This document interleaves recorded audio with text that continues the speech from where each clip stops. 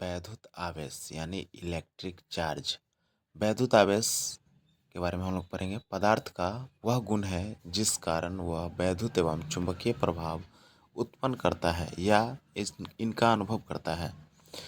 विद्युत आवेश एक अदिश भौतिक राशि है।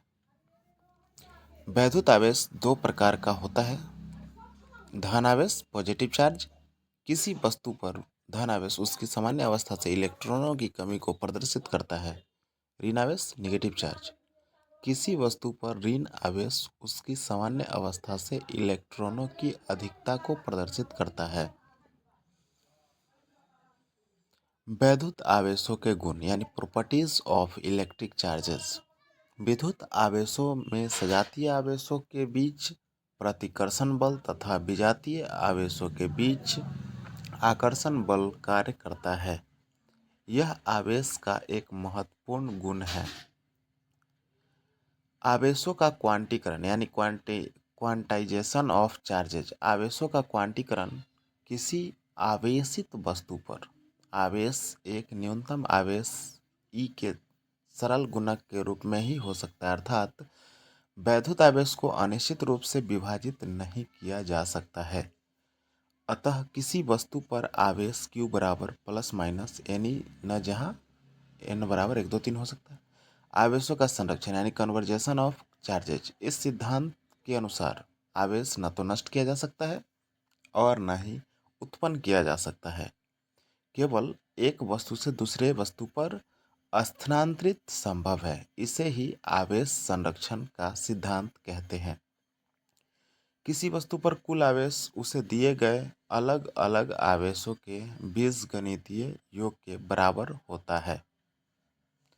आवेश सदैव द्रव्यमान संबद्ध रहता है, अर्थात आवेश द्रव्यमान रहित नहीं हो सकता है, जबकि द्रव्यमान आवेश रहित हो सकता है।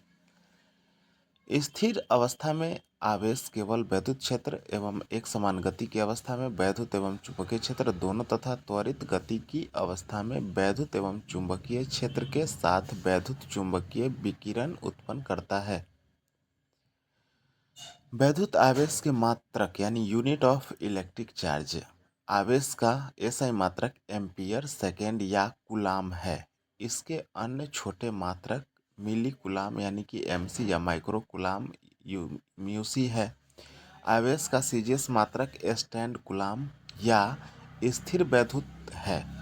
आवेश का वैद्युत चुंबकीय मात्रक एब कूलाम है। 1 कूलाम 3 गुने 109 स्टैंड कूलाम एब बराबर 1/10 कूलाम। आवेशन की विधियाँ यानी कि मेथड्स ऑफ चार्जिंग। किसी वस्तु को निम्न विधियों द्वारा आवेशित किया जा सकता है। ए नंबर में घर्षण द्वारा यानी बाय फ्रिक्शन। जब दो वस्तुओं को आपस में रगड़ते हैं तो उनके मध्य इलेक्ट्रॉनों के स्थानांतरण के कारण ये वस्तुएं आवेशित हो जाती है। दोनों वस्तुओं पर बराबर तथा विपरीत प्रकार के आवेश उत्पन्न होते हैं। उदाहरण 1 नंबर, जब एक कांच की छड़ को रेशम के कपड़े से रगड़ा जाता है तो कांच की छड़ धनावेशित एवं रेशम का कपड़ा ऋणावेशित हो जाता है। दूसरा एबोनाइट यानी कि एबोनाइट रॉड की छड़ को ऊन से रगड़ने पर एबोनाइट की छड़ ऋणावेशित तथा ऊन धनावेशित हो जाती है।